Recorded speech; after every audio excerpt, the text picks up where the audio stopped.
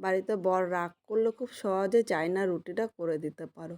খুব অল্প সময়ে কিন্তু করে নিতে পারবে। আর এটা করতে যতটা সোজা খেতেও কিন্তু ততটা দুর্দান্ত হয়।